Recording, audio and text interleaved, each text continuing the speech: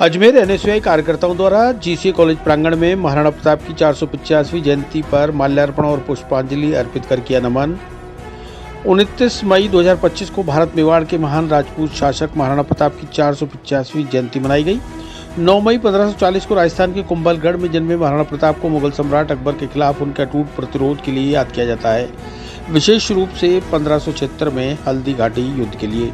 Julian calendar के मुताबिक उनका जन्म तिथि 9 मई है, लेकिन महाराणा प्रताप की जयंती पारंपरिक रूप से हिंदू चंद्र कैलेंडर के मुताबिक ज्येष्ठ शुक्ल तृतीया को मनाई जाती है, जो इस वर्ष 29 मई की है।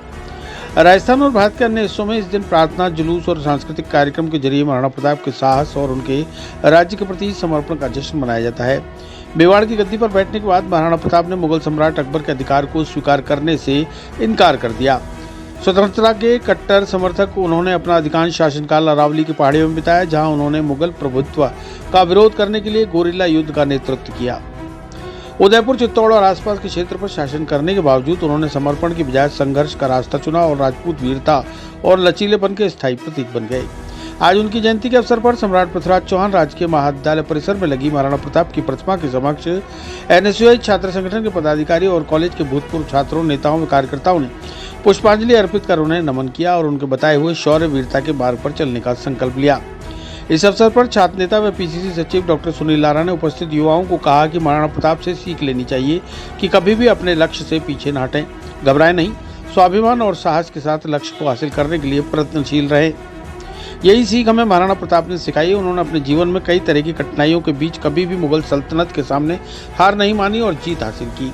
आज उनकी जयंती के अवसर पर हम उन्हें नमन करते हैं और यही सीख लेते हैं।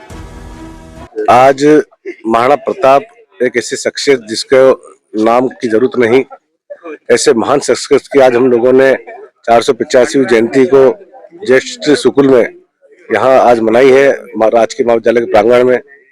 और जिस तरीके से महाराणा प्रताप ने जो संदेश दिया युवाओं को कि कभी भी किसी भी चीज से घबराना नहीं चाहिए, हिम्मत नहीं हारनी चाहिए, अपने लक्ष्य की प्राप्ति के लिए आपको जितनी कठिन मेहनत कर सकते हो आप अपनी लक्ष्य प्राप्ति के लिए उतनी मेहनत करनी चाहिए।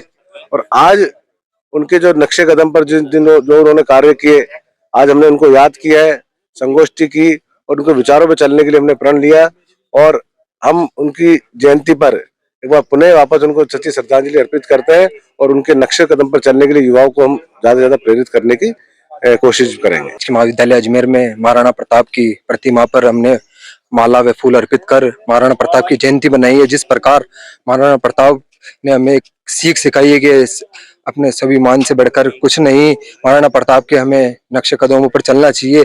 ऐसे महान वीर जिन्होंने हमें एकता की बात और अच्छी प्रेरणा दी है, उसको हमने आज राजकीय महाविद्यालय अजमेर में माला अर्पित कर श्रद्धांजलि अर्पित की है।